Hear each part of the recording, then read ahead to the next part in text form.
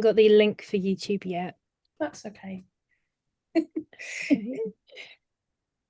All right. So I know we're currently live on YouTube. If you are joining, fantastic from the notifications. Otherwise, me and Natalie are just going to share the URL with our Facebook. So if anyone does want to watch it live and they're on our socials, they can. So here's the link.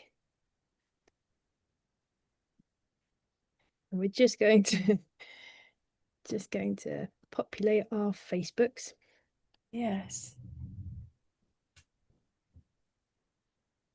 But yeah. I'm like, oh, which buttons do I press? You know what? This is a nice nice opportunity to meet just before the full moon really like gets large and in charge. Yes, so it will do. I was watching an astrology page on Instagram going on about, oh, the moon doesn't like being in Capricorn. And I thought, oh, why is that? Is it because it's like too grounded? Maybe it prefers being in Gemini. It's all like jazzy and fun. My moon was in Gemini when I was born, so I can be a bit of a chatterbox, like we found out on Anne's course. That was brilliant. My stars, yeah, Gemini sun for me, and Oh, cool. Leo moon. Yeah, I've got Gemini moon in something or another. I can't remember which one now. I used to be really into astrology, but I find it quite complicated. Says me who reads cards, they're not complicated at all. You found your Yeah, what works to translate the information. yes, definitely. It is. It's like having a key to a door, isn't it? And Mm, some people have different ones, and then mine is tarot. yeah, it's nice, and the intuition grows as well. Like whatever you're kind of working on, and you keep Yes. practicing, or at least what Oh, you find an interest in mm, will grow. That's what I've found with my personal development, even in my spiritual personal development. The things that I really wanted to happen kind of have started to gently reveal over time. which is Um, really good, isn't it? yeah, and it's not too intense or overwhelming.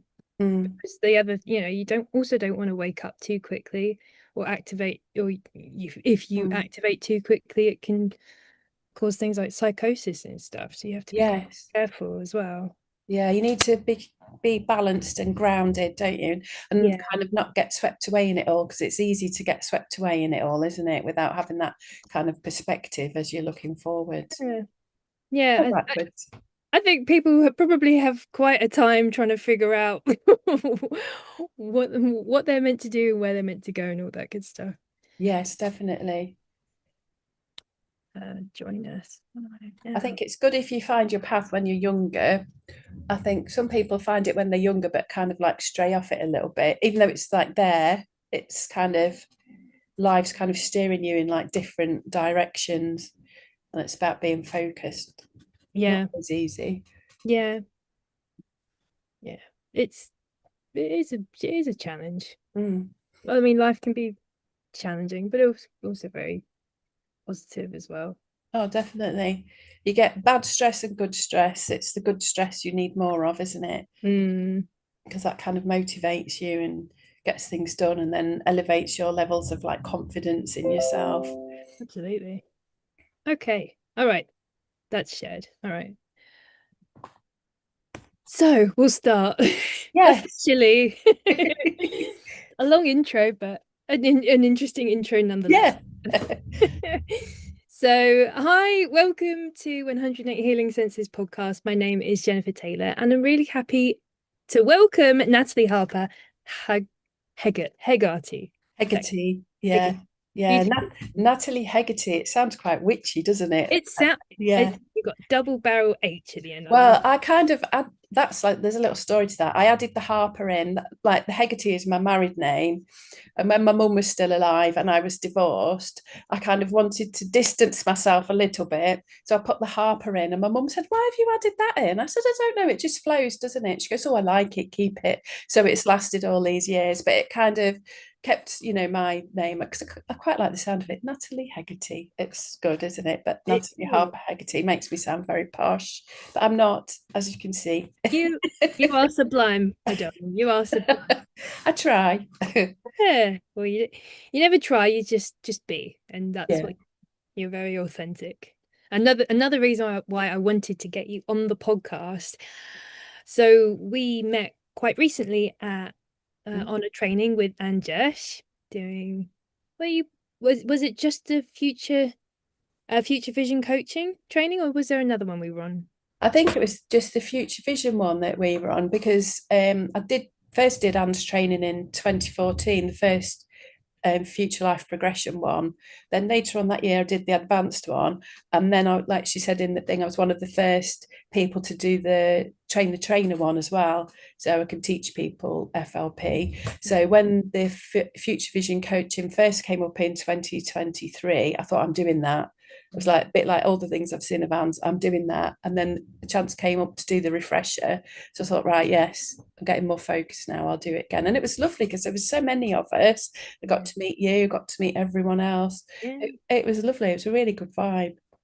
It's I do find people that are attracted to future vision, and this is what Anne says as well, but there is an optimism that you have about life because you're not stuck solely just looking at the past. You're really taking in all aspects and, bringing and up leveling all areas of your life from past, present, even your future Yeah. incarnations.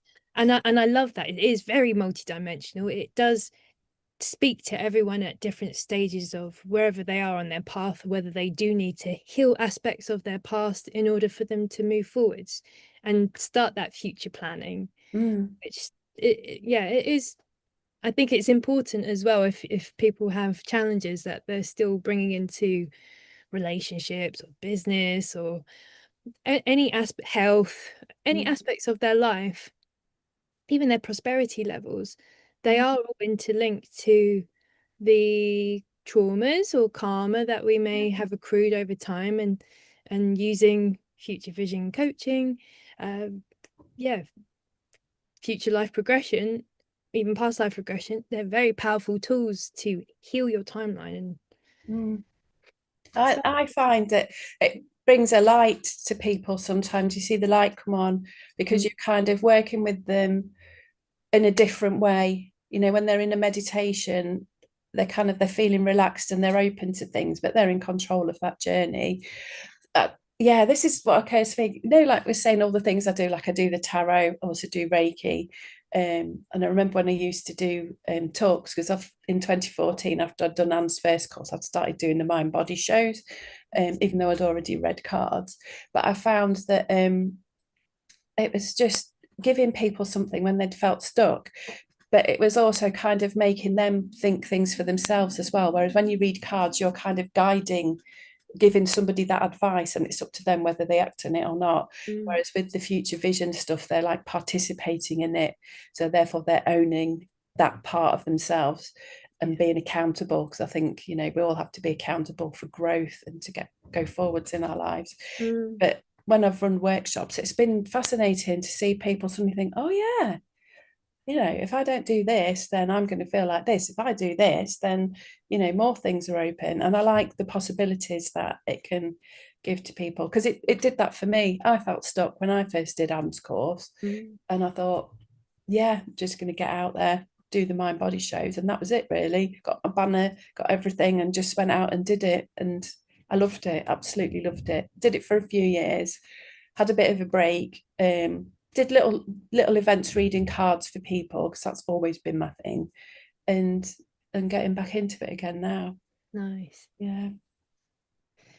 So also us meeting today was a little you were very good with times because I had a cancellation and the space had opened, but Yeah. speaking before the Zoom was recording was actually, it feels like the messages that we're going to be speaking about today are very poignant for right now. Yes.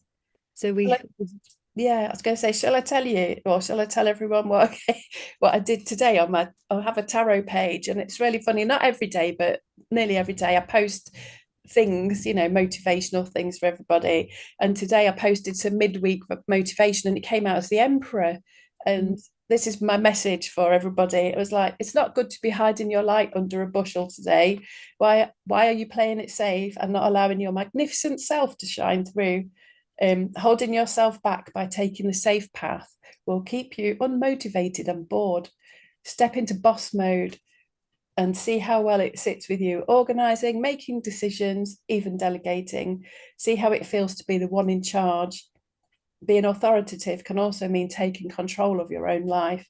It isn't about being bossy and having the upper hand. It's about being a leader and feeling focused and in charge, self-assured and confident. Even if you don't feel it, act it. It isn't a day to play small. So that was really interesting when the Emperor came out. And then when this came up, I thought, right, that's like a message for me. I need to heed my own advice there and don't play small, because it is so easy, isn't it, to think, oh, I don't know about that. Because I picked out some others, and one of them was the Two of Pentacles, and that's like someone, the cards are in these ones, someone's like on a balancing act on a tightrope. It's like, oh, do I go that way? Do I go that way? But while you're not choosing either, you're just kind of going forwards and floating, being unmotivated. So I thought, right, I heed my own advice there and do it. I love it. And here I am. That's inspired intuitive action. So I'm Yes. so pleased you took it. Yes. Universe said, "Here's an opportunity," and Yeah. and both of us met. Actually, that's a good point. When you ask for something from the Mm. universe, it's not just you that will benefit from it. There will always be at least one other person, Yes. or multiples in this instance. So Yeah. I do trust that whatever comes through our conversation today, which just feels like it's highly tuned to what's happening now with the planet. Mm. We've had the 7/7 portal on Monday. Today's Wednesday, the 9th of July. We've got a full moon tomorrow. We've got Lionsgate coming up. It has been like a little bit extreme, no, not quite extreme, but a lot of things coming to the surface, at Mm. least me personally, but I have heard other people have also been experiencing a kind of, highs and lows and just feeling flat and, things coming up to the surface like, whoa, I wasn't aware I was still holding on to that. So that's been something I've been personally going through and I've noticed with others. Have you had similar, and I suppose Yeah. solutions we could talk about to help Yeah. anyone else going through it as well? Yeah, I was thinking as well, because as well as the Emperor coming out, I was working on something else, and it was the star card that was important today. And then obviously that's come out and this podcast with you. And I thought that's really relevant because it's all about hope and optimism. And I do feel people are losing a bit of hope and optimism, like the way the world is going. And I think people with hope and optimism and that kind of childlike sense of wonder as well are the ones that kind of have that resilience and kind of keep going. So it is hard sometimes. I think we said like you kind of meander off the path a little bit sometimes, but find your way back. And the star's like a guiding light, isn't it? It's everyone wants to follow the star. The star is hope and optimism. I mean, that's like from my mum's deck. I'd speak about them in a bit. So it's very 1970s. But yeah, I had to censor some bits going off on a tangent because I do that. The star came out on my page the other week and I had to censor it a little bit because Facebook doesn't like bear people sometimes, even though it's like an illustration, you have to be so careful. So yes, it was bits of it was censored with a pink star. But Nice. yeah, I have other people, my tarot page has gone down because I posted the star. So I'm very aware of like being like, what's the word? Like appropriate, I Yeah, suppose. above board. Yes, and it just tickled me. It just tickled me. But yeah, the star came out today, like as well as the Emperor, as kind of like an important message, really. And then I've written a meditation, and yeah, thought a bit about it, and got different decks of cards there as well. I'm always surrounded by cards at home, always. What are They're your favorite everywhere. cards? Pardon? What are your favorite card decks? Um, All of them. All of them, every single one. Do you know what? It's really funny. When I go and do readings for people, I pick like certain decks, like they're all different. Oh, do you want to come with me today? And they're like, oh yeah. I know that sounds a bit weird, but you can use your pendulum and dials and like find the energy. And then the right cards come with you. So maybe like 3 or 4 packs. And then I will ask someone, oh, but pick them up, feel them, feel which ones like you're drawn to. And somehow whichever ones they pick, even though they're like cardboard, they pick them and it's the right energy for the right reading because they are different. I mean, some of them, I don't know, they just have a different vibe and a different feel. They're mostly based off, obviously, off the Rider Waite ones. But yeah, some of them, I don't know, some of them have different messages because you have different things in them. So I tend to go with whatever I see for things. In fact, one reading I did for someone, it was really funny. It came out in the middle, like the 5 of Rods. And I said to her, oh, there's loads of wood in your garden. Are you building a pergola or a summer house or something? And she burst out laughing. She was like, oh my God, yeah, our garden's full of wood because my partner is building like a summer house. And Wow. But he got a bit fed up and it was all left there. So they can be very literal sometimes, as well as like, your spiritual message, your psychological message. They can actually be very practical in the way that they give information, I find. No, people, pardon? Oh, no, sorry. I was going to say, then people ask you, how do you know that? And I don't know. It's just magic. It is tapping into those extra senses of the field, Yeah. which we are all a part of. Yeah. And cards are amazing. They have been very useful, but they can also be skewed if you're coming at it from a not a neutral space as well. Yeah. So, but that's why it's useful. Like once get enjoy getting some tarot readings, and I'm sure you would be a fantastic, very very heart-centered, beautiful place to come from, and it's nice that it can be very useful to just keep tuning into. You might I get this like something's changed. I can feel a situation has changed.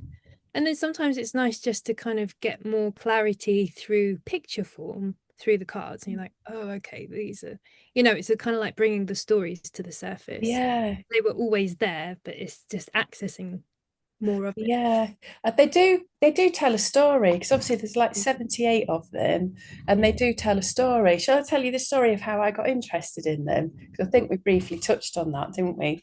I was 11 and my mum had this like set of cards, these ones actually.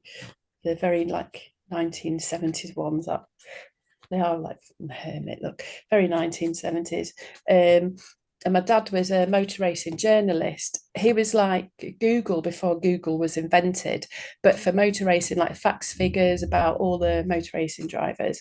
He had like reams of information, and he put it into a book. And my mum read his cards about this book being published, and she was really angry. She's like, "Oh no, it's going to fail. It's going to be this. It's going to be that." And I remember thinking, how can you tell that from looking at these pieces of cardboard with these pictures on? And it really intrigued me and stuck in my head, like things do when they're important. Anyway, my dad's first print run of his book came, and some of the first pages had like print missing, or the pages were all squished and everything. And she was like, I told you so. And I thought, oh, that's really interesting.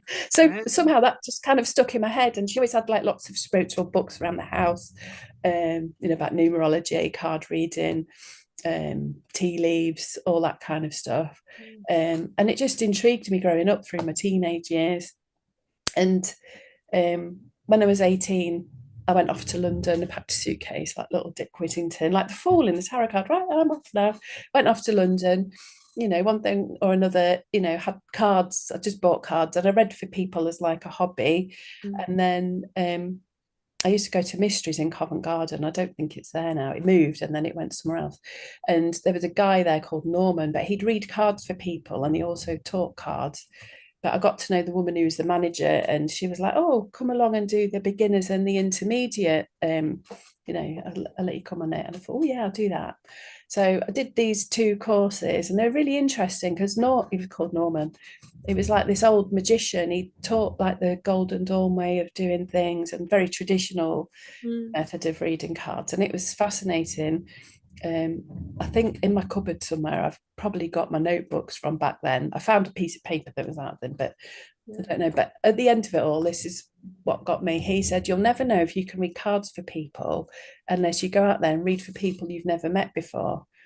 And another friend I had used to go to on a Thursday night, going way back when in the 90s, there was a nightclub called Megatropolis, but it was like the Heaven nightclub in Charing Cross. And she used to pay £5 on the door, and you could set yourself up, pay £5, go and choose a table and go and do whatever. She did shiatsu massage, another person sold hats, t-shirts, stuff like that. So I just thought, me, that's what I mean about launching myself into things. Right, I'm going to go and do that, because it's like now or never thing. So I did it, and I set myself up on my table, not realizing I was right near the bass speaker. Can you imagine, like your first time ever reading cards for all these people that you've never met? But somehow I did it, and I was like, oh, I really like this. This is my thing, when you found your jam, so to speak. Yeah, That yeah. was mine. No. And I went back, like did other nights, and then other dance nights, because that was like techno dance night, like garage night and R&B night or whatever. Oh, will you come back then? And I was like, oh yeah, of course I will. But Brilliant. so that's how it that's how it started. Honestly, it was so funny. And when I say to people now, but it is me, I'm random, trial by fire, just go out there and do it. But Creative genius, I think, is yeah, so that's what I did. In fact, I did have the cards. I used the tarot of the old path when I read back then, which I've still got. They're all like, they're all sticky and they've got all brown on because they're very, very old now, but I've kept them because they're very precious. Oh, And obviously, when my mum passed away, I inherited her cards. And then I have a vast collection of tarot cards now. I've got a tarot cupboard. wow. But literally, that was like my first kind of launching myself out there to read cards for people. As time's gone on as well, obviously, like we've got technology now as well, haven't we? Yeah. People don't even need to be there for me to do a reading. I'll say, just send me a picture of you, like a selfie through Messenger, Yeah. and I'll tune in and ask me questions, do readings that way. So things have progressed an awful lot. Yeah. Back then, Oh, you could have a photo of someone, shuffle it in the cards, or their signature, and then you could write out their reading or type it out and post it to them like snail mail. But now it's like kind of instant, mm. which is good.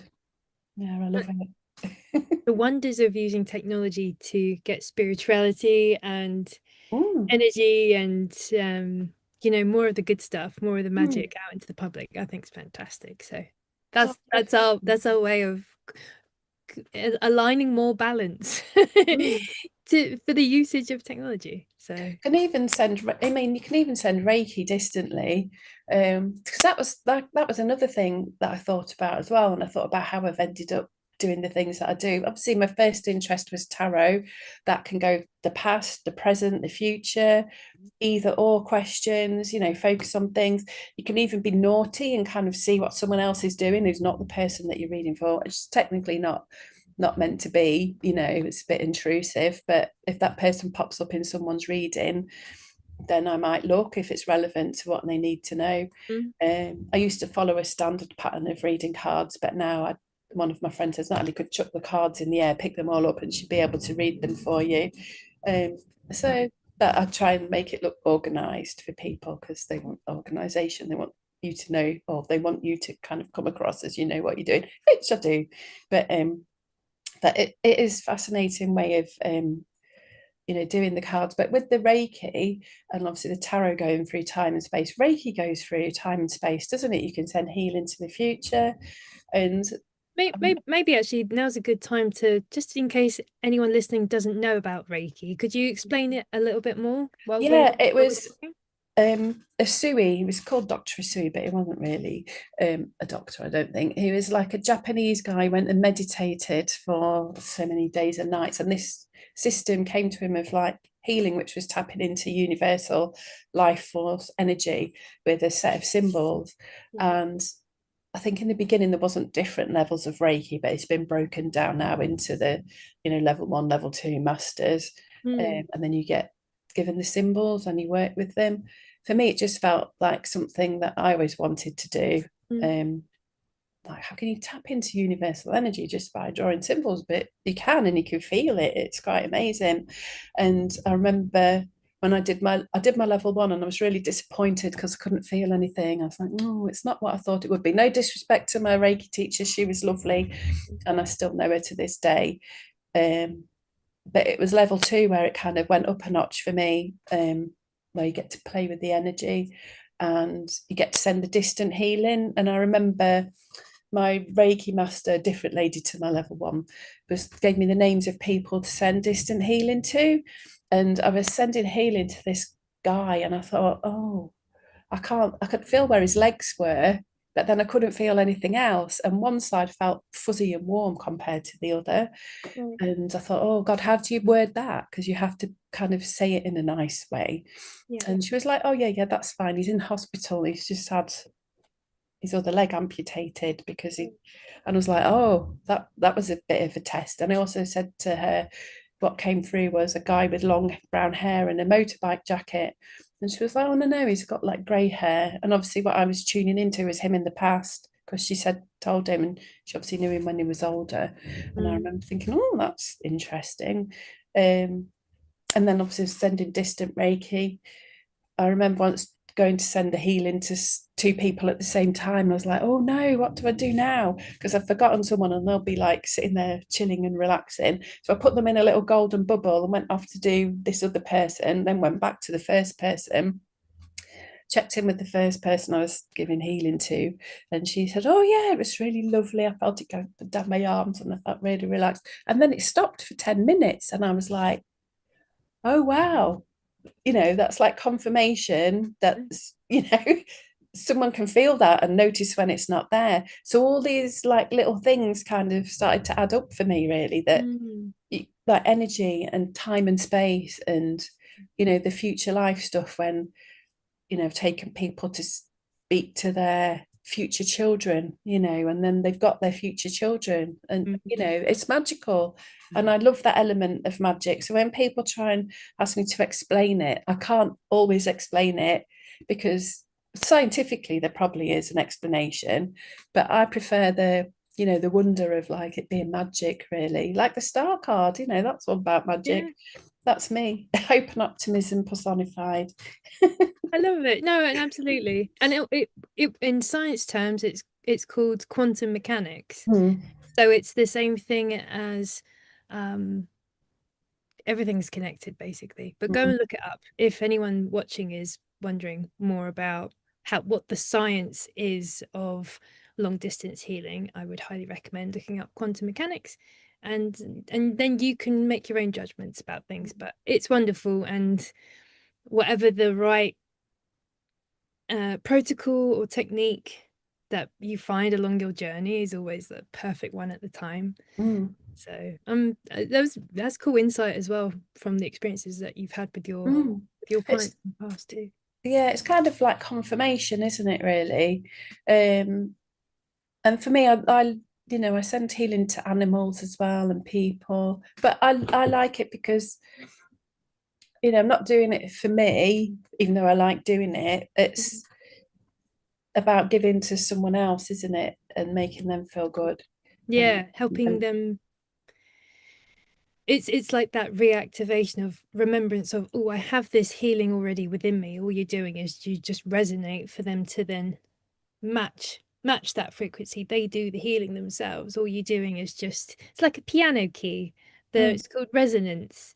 And if you have the same with any harp strings as mm. well.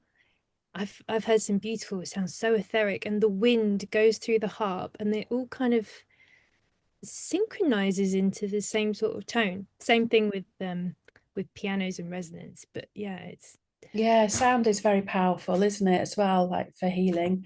A lot of people doing sound healing and everything now. It's something that interests me. I like having it done. You kind of float off somewhere completely mm, different, don't you? You're not like in your body anymore.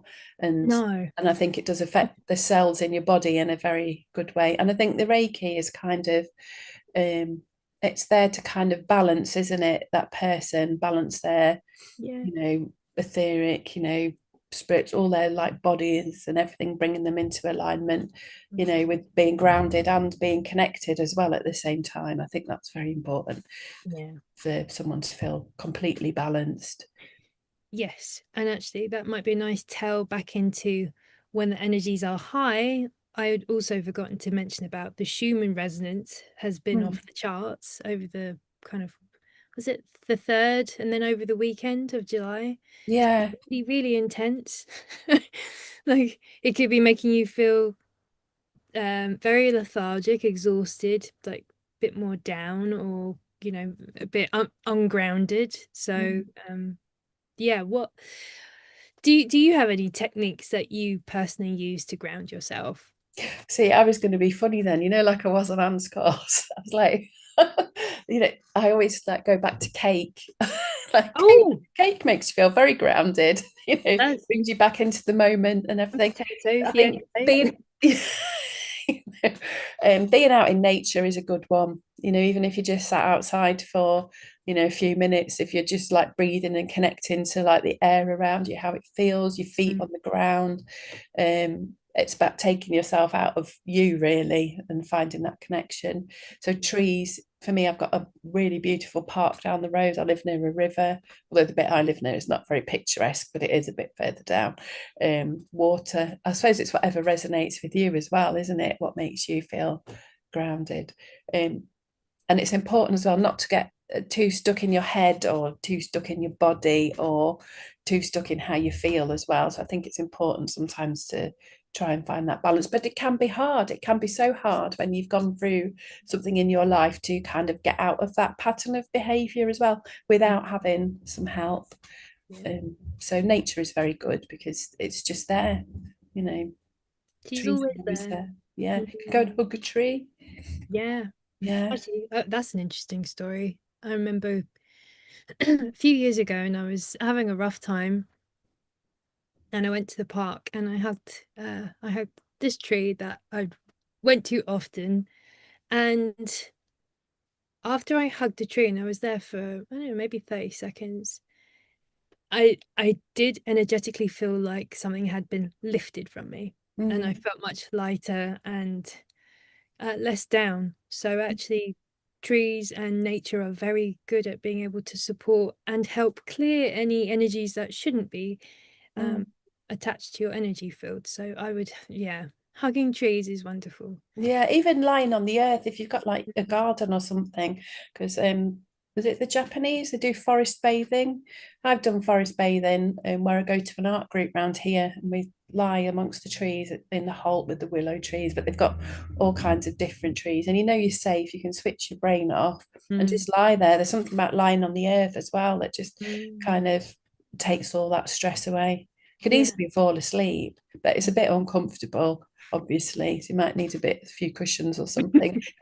yeah, That once you kind of let yourself go, I think it's very empowering. It switches that part of your brain off that stress, I think.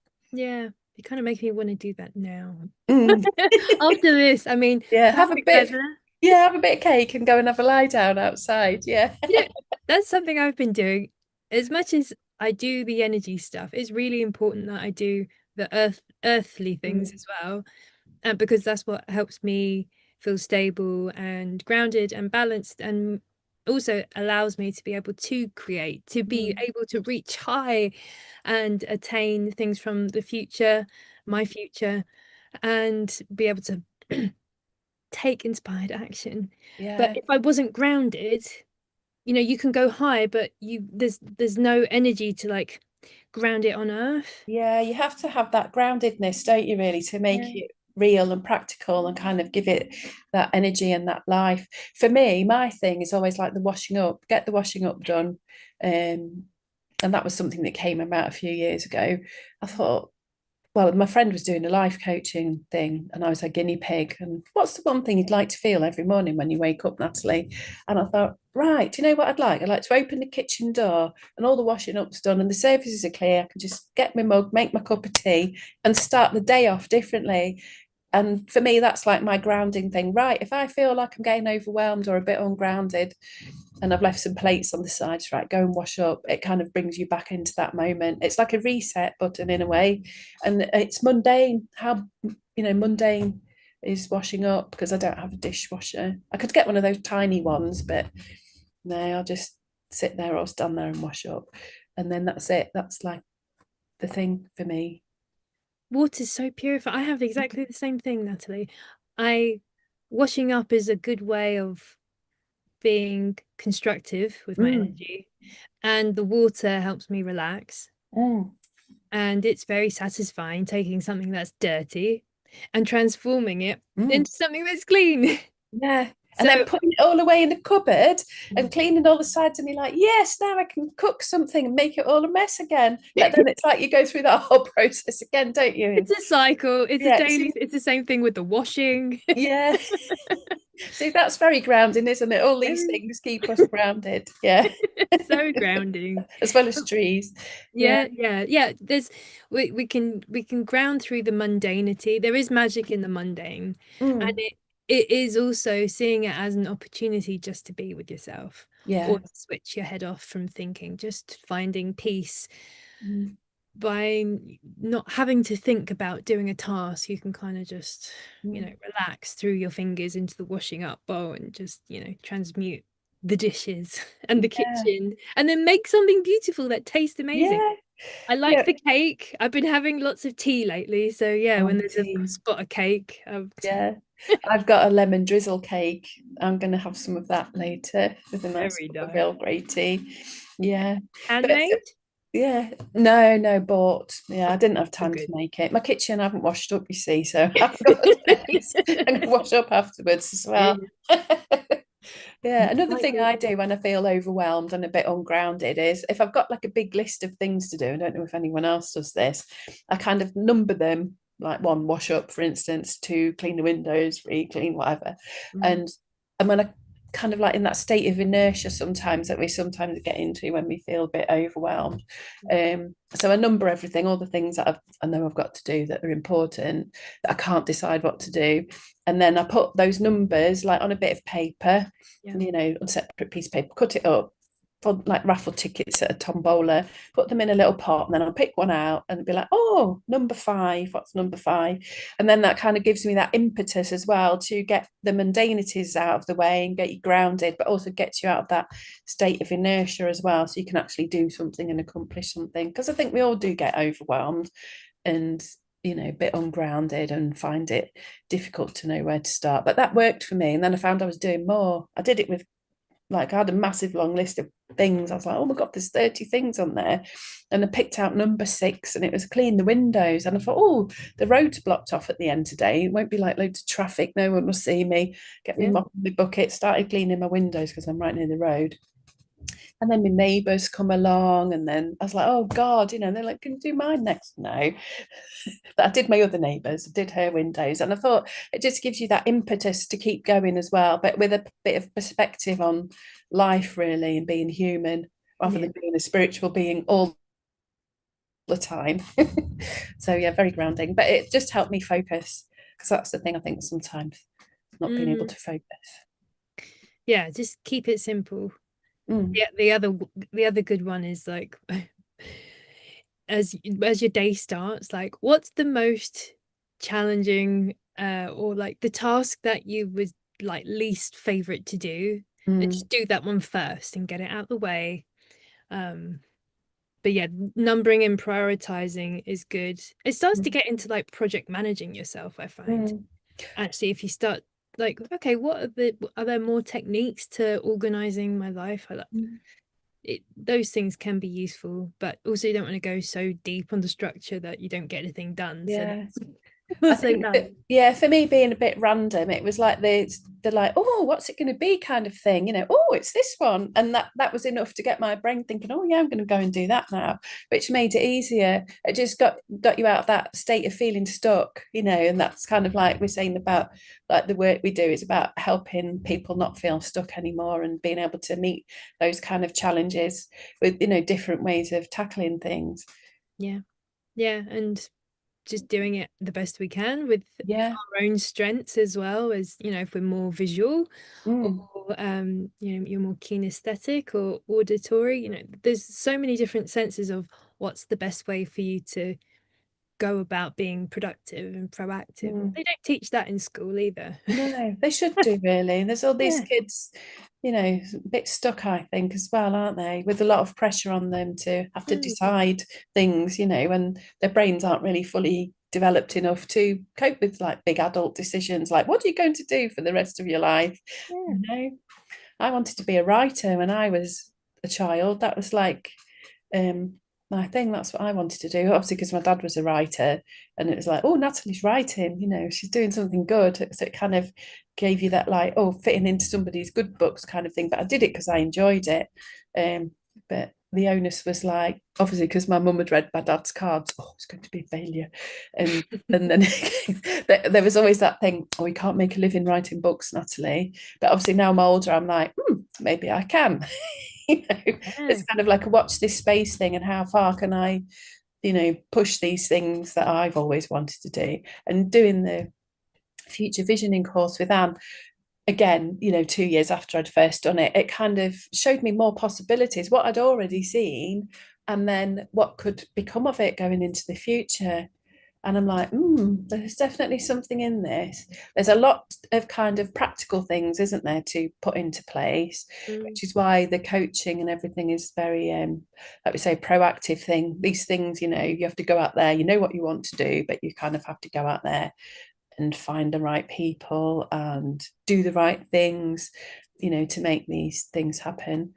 I was like writing meditations as well after we'd finished, and one was to like see your future, um, viral self. And I thought, oh, viral doesn't sound good, does it? After COVID, I want to be no. spreading So, diseases everywhere. So it's like your global sensation oh, self, nice. And I thought, oh yeah, you have to be careful how you word things, because certain things will stick in people's heads. So I'm very aware when I'm writing meditations that they have to kind of be accurate. So when I've written them, I kind of read them out to myself, and then when I'm listening to them and I think, oh no, that sounds terrible, I'd have to rewrite it again. But it's interesting, but it can take you to different points in time. Mm, You can see things. I used to do them before I did the mind body shows, to see where my stand was going to be, and to take my future self around to pick up what would kind of help me and what I would get from it and what I could give mm, from it as well. And it was always very accurate. Like, what are you wearing? And I remember seeing what I was wearing. I thought, I haven't got anything like that. And then I went shopping in TK Maxx. I think it was 2 days before my first mind body show, and yeah. I'd done this meditation. And I was like, there it is. There's the jacket. I'm going to buy that. So I bought it. Mm, And some people say, oh, well, you made that happen. And I thought, well, maybe, it's like that energy, isn't it, in the universe. I saw where my stand was. I saw where certain people were going to be. I yeah. remember walking up the stairs to the first talk that I'd ever done. And there was like 2 rooms of talks at the same time. And I remember turning around and going to my friend, why are they all walking into that room? That's the room I'm going in. Why are they not going in that one? It's like, it went really well, and it was very nerve-wracking, but I really enjoyed it. And then I took them to see their like future selves, not in this lifetime, Mm, because that kind of takes people again out of like where they are now yeah. to something that is totally random. And they went really well, those meditations. I Nice. used to love them. It was yeah, obviously you have to be careful in a room full of people as well, that obviously because I do Reiki, I can like clear the room and set the energy up so everyone's like safe. But you do kind of learn a little bit as you go along, especially when you haven't done those kind of things before. But it's like anything, start somewhere, and then you become accomplished at it, and then it can grow and develop. So yeah. Consistency and discipline. Yes. And consistency again. Yeah, that's definitely the thing, isn't it? Yeah. Consistency. I found that with my tarot page, it's like being consistent. I always did cards for the weekend where people get to choose um, like a card, and then I post the meanings on a Sunday. But then I've started doing more through the week, like, Monday, like your beginning of the week motivation, Wednesday, midweek motivation, Tarot Thursday, which I can't think of a better name for, and Tarot Tuesday, which is perfect. But I didn't do it yesterday because I was very busy, but it's still consistent. Here's your, I just wanted to show Yes, your that's Tarotivity. I love this. yeah, So you're on yeah. Facebook. I might have to change that cover picture. That's a reading I did years and years ago, but it's a tarot card reading, so it's relevant. I like the cards, they're nice. And actually, did you want to do? We'll go through this because it's nice.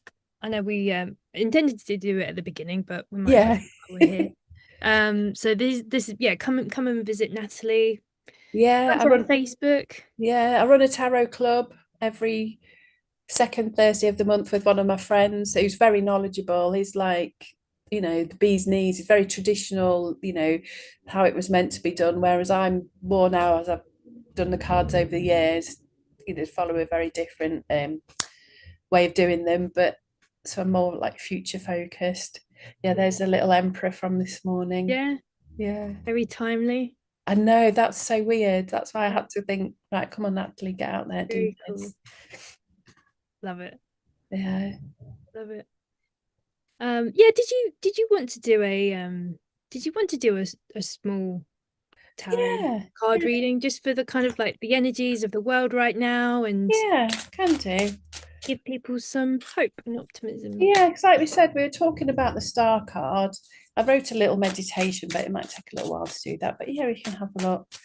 So, like, I was thinking about the future of humanity and hope, but who knows what that's going to say. Look, I can show you the ones I picked out. This is like my random spread. We've got the Queen of Pentacles, the Hanged Man, and that's the first row. So that's very interesting. And then Would you like to would you I would you will, like to share yeah, the story with them? I will. And then I've got the Three of Pentacles and the Lovers, and then we've got the Two of Wands. So when I'm looking at this, I'm thinking the world is very much at a point now for humanity where, I mean, the Queen of Pentacles is a bit like the Empress. She's about growth, fertility, abundance.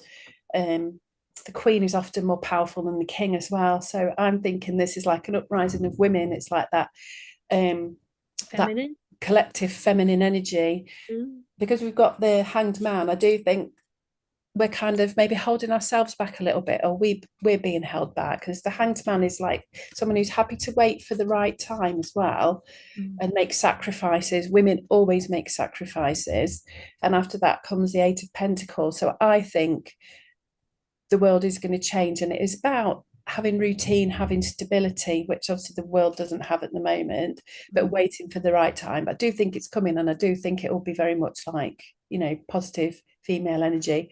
Another thing when I was doing that course with Anne was that what struck me a lot is like women of an older age are very much stepping into their own kind of power now as well, and they have a lot of energy, a lot of insight.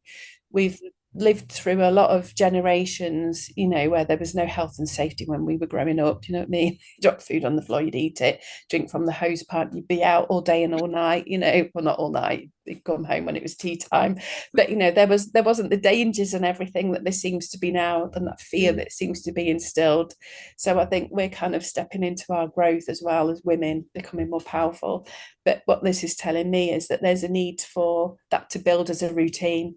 So when something becomes a routine and it's there on a daily basis, it becomes more an accepted kind of, this is how we do things. But it also gives that framework as well and something to build on. After this, like the Three of Pentacles is about teamwork. So she's inviting in people from all walks of life, apprentices, guys, everybody, to all work together and to produce something together. But it's almost like she has to put the groundwork in first and wait for the right time. I might put some extra ones on. I like putting extra cards on things as well, because the Hanged Man is kind of saying the time is coming, but it's not quite yet. Then we've got the Lovers. So it's a choice. It's a choice whether people feel that call, with it being a major card and also with the Hanged Man being a major card. The Lovers can be a card of unity, people coming together, love. We all want love, don't we? And the universal language, healing and everything is love, but it could be love for ourselves. We've lost our self-belief, we've lost kind of that connection to our own self-love. I think we're quick to criticize ourselves, and we're quick to put ourselves down. So maybe this energy going forwards, about people working together to build up that collectively strong energy of love. And then the Two of Wands, which is the ultimate card that I put down there, is and it's got white and red roses on it as well. So that's kind of, to me, is symbolizing different energies and different entities and maybe countries, like a unity coming together, you know, like the Wars of the Roses. That's kind of telling me, but this is more telling me that this is bringing that peace in as well. That this person here, with it being the two, it's looking further afield. So we've had the ace, like the beginning of it all. So I think it's already happening. And this person is there with the world in their hands, and it's about making those choices. So, like I say again, it is about making those choices, but it's about making the right choices. I do believe it's going to be women who become more powerful and have more say in the way things are going. They have to, really. You know, guys kind of, I'm not saying guys like wars, but it's about Perhaps, women taking control. and perhaps even the divine feminine in masculines, their softness and their Mm, them saying, you know what, no, we're not going to support that. yeah. We're not going to support things that destroy others. We're going to create something Mm. beautiful. It seems to all be about partnership, but about the female aspect of it kind of giving Mm, the impetus. You know, the lovers, like I said, is about partnership. I mean, they're standing there. It's almost like this, they're standing there looking for guidance as well, like waiting for guidance. But the woman's looking up and the guy kind of isn't. He's looking to her for guidance in this. So that's why I'm thinking I'm strongly drawn to the, you know, the feminine aspect of mm, it becoming stronger. And right. again, like the two ones there could also be, you know, male and female as well. It's like polarities, isn't it? Yeah. But it's about having the world in our hands, like our choice to work together. Mm, Because I do think that's the important thing, isn't it? It's bringing those, like you say, the divine masculine and the divine feminine yeah. together, but working together to, you know, bring about this stability and this routine. Like we're saying, like everything's a bit chaotic. Oh, excuse me, hay fever.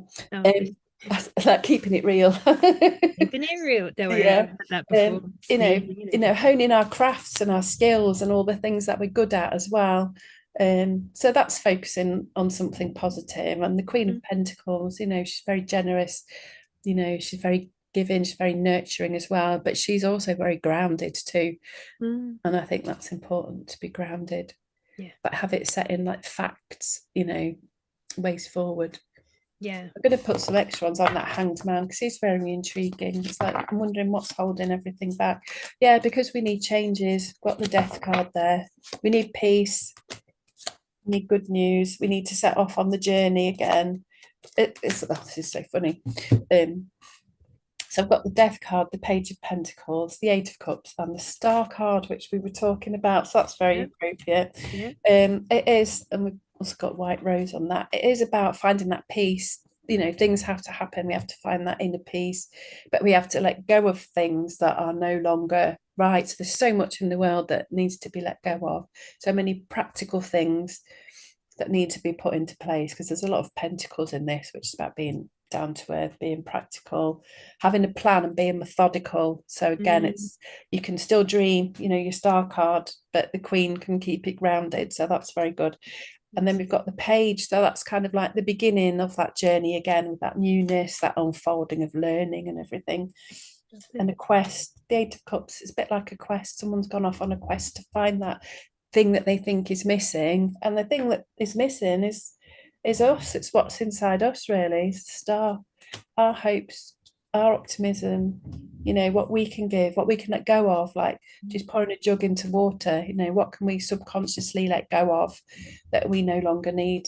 You know, we're water, the earth's mostly water, you know, what can we let go of, what can we cleanse from us? And also as well to be consciously aware of what we're pouring onto the earth as well, like what do we want to kind of bring forth, I think, mm, when I'm looking at that, what do we want to grow, what do we want to focus on, and be consciously aware of what we're growing. So I think this is about awakening, you know, people becoming more awakened and more in line with their true selves, and the things that have held them back not holding them back anymore, but being very consciously aware of what they're putting out there or growing, you know, yeah. like the little green shoots that come out from Mm, there. In this one, you know, they're being guided, they're being looked after. We've got the seven other stars, which kind of represent the chakras. as well as like the seven sisters, looking upwards, and we're all part of something bigger. Yeah. So it's that connection, water, earth, the sky. It is that connection and that hope. That's so funny that came out at the end. I love the cards. I love how they work. It's amazing. Yeah. They're very good at reflecting even like our conversation and what we've been feeling. And again, it's the cards are normally just a way of confirming what you already knew. Mm, Yeah, putting them into words. mm, Sometimes I've had it with card readings from other people, and I'm like, no, that didn't land. mm. It just, but you'll know when it does and when it doesn't. Yeah. It's like take the best and leave the rest. Yeah, do you know, I've done cards for people before and told them the most random things, and they've looked at me like I was completely crazy. And I was like, I can only say what I see. One thing that Norman taught us when we read cards: if it comes in your head or you see it, just say it, because it might be weird to you, but it might be relevant to the person Mm, that you're reading for. So me and my mouth have a tendency to say it, and then I think afterwards, and then I think, oh, where did that come from? And then people have come back and say, oh, you said such and such. Well, it happened. And then by that time you've forgotten, because you can't remember every single thing in your conscious mind that you've ever told anybody. But that's the magic of it for me, is just that, either that knowing, that seeing. Yeah, because I'm kind of a visual person, but when I read cards, it's like I'm not here anymore. I'm picking up things and relaying it to someone. And I don't always look at the cards when I'm reading them either, or look at the person that I'm reading for, because mm. look to them somewhere else. But we all do things differently. That's just the way I do it. But I I do love love it. Yeah, it is my absolute passion in life, and I love all the random questions that people ask me that I can get stuck into. Finding out the most, random things that people want to know, but it helps me as well, as yeah, well as helping them. I love it. That's you know what? It's beautiful. I love, thank you so much for sharing as well, and also showing how you uniquely do your life. How you reveal magic within Yeah. your world and reveal it to others as well Mm, that come across your path. So it's beautiful. And everyone does it differently. And actually I want to start promoting the fact that everyone is unique, mm, have unique ways of learning, um, practicing how they're integrating and processing information, and mm. the next step. So that's wonderful. And thank you for sharing. No, thank you. Thank you for letting me. Oh, my pleasure. Thank you for coming on. Did you say you had a meditation that you wanted to share, or would you I what could your do we thoughts? could do that another time if you wanted me on again, because Yeah. it's quite in depth. It'd probably take about 15 minutes. It's quite a long one.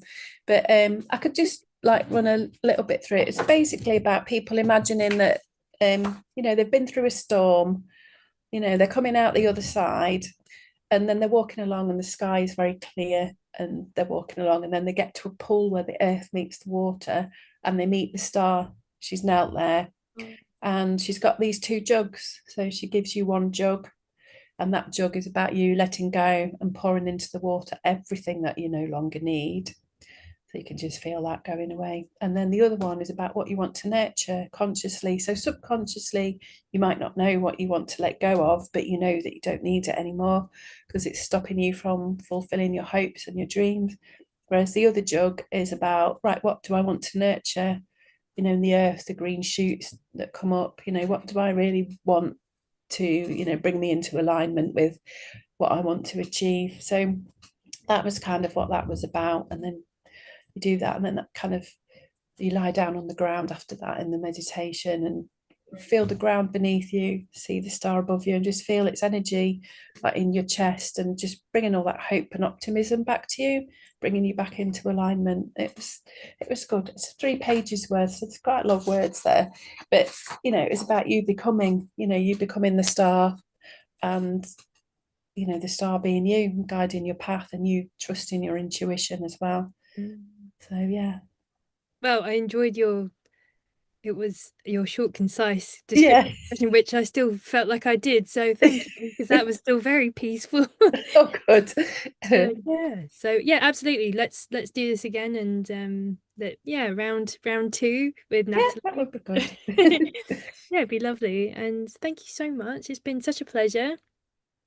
Are there any other ways, any particular things, any particular events coming up for yourself? Favorite ways to contacting you? What's Yes. I don't know, so I do Tarot Club um second Thursday of every month. That's in Newark, it's on the page. I also read cards there as well. The next one of those is on the 24th of July from 4 p.m. And then they book through the shop. If they go on my page, they can book through the shop because obviously she has like the booking system. Yeah, Um Again, through my page, people can message me through my page. You know, I can do distant Reiki, can send card readings through my page. Um, I'm going to be running, I haven't put it up yet, but I'm hopefully going to be running some more future vision workshops like I did the other weekend because I love them. People have asked me to do past life meditations, group meditation. So I would say keep watching the page, really, like developing things on there. But yeah, the closest things coming up are Tarot Club and Tarot Reading Night on the 24th of July. brilliant. I think I liked your page, Yes, you did. possibly Thank on your you. on my other account. So Yeah. yes, brilliant. That sounds fabulous, and you're a real sweetheart gem. So I know Oh, thank you. anyone that resonates with you and would like to come along to one of your events and your Mm. workshops will have an amazing time. Yes, I love them. It's always good energy. And at the end of my workshops, we do sticking and gluing. You get back into that child self, you know, what you've seen, your future self, and then you go through magazines and find those things that resonate, which is Is it, brilliant. It's a great way to end a workshop. yeah. And Is it an online workshop or in person? I haven't done them online. I've done them in person. I kind of coaching I can do online because I'm doing that at the moment online. Person doesn't need to be there. But for the minute, I like running the workshops with people there. Hmm. I just like that like connection with everybody. But yeah, that's a thought for the future. But I they have do. to do their own sticking and gluing and get their own things and do it. Love a bit of sticking and glue. It's Yeah, nice I to take do. something away with you, and then it's another anchor to the experience that you've had, actually. Yeah. Yeah, the other thing I do is like make people like, what habit can you change? Think of something you can do this week that's going to bring you closer to where you want to be. Because Mm, I find if you get in the mindset of doing something that's going to bring in some change, then it's quite a lot easier, isn't it, to keep that momentum yeah, going. yeah, yeah. Once you connect to it, the obstacles are much lesser. Then it's just you taking action, Mm, just busting through any limiting beliefs and just getting on with it. So yeah, that, definitely. that's the way. Yeah. Nice. And for myself, I haven't finished the sales page, but I'm going to be doing a Lionsgate workshop on the 9th of August, Saturday, 3 p.m. till 6 p.m. UK time. And I'm going to be focusing it around uh, people with neurodivergence, autism, dyslexia, ADHD. Those are the things well I experience as well, but also how to make it manageable and make it work for you. So I'm speaking to anyone that resonates with that, or they're just creative, sensitives, and they're just looking for more clarity about their path as well. My workshop specifically about self sovereignty, with your own energies and ensuring that you can clear your energy field, be grounded, and get clarity from your future self about the best steps for you to take to start to attain your future, the one that you truly dream of. So you can come to my website, or I will be posting it on my social medias and also in the link in the description shortly when I finish the page. But that's more from me, and I do one-to-one coaching, and I do conscious design consultancy, as well as I have started to make some beautiful sacred botanical blend aura sprays. So that's new products from me, but I'm still in the process of finalizing labels and stuff. But if you're interested, just give me a shout, and I'll be happy to happy to make and deliver anything. So yeah, that's all from us. Thank you so much, Natalie, for coming short notice, and the Emperor guiding the way for the day. Yes. Yeah, he didn't let me down, did he? Gave me a kick today. Yeah, and the staff are leading the way, not only for us but also for everyone watching. So I look forward to we'll do the meditation soon. You let me know when you're free, and it'd be lovely. We'll come back on. Yeah. Nice. All right, Natalie, thank you so much, and Yeah, thank you everyone thank for you. watching. Be sure to like, share, subscribe, comment. It helps the algorithm, helps get the information out to more people, souls that are looking for more solutions than problems in the world. So if it resonates, share solutions.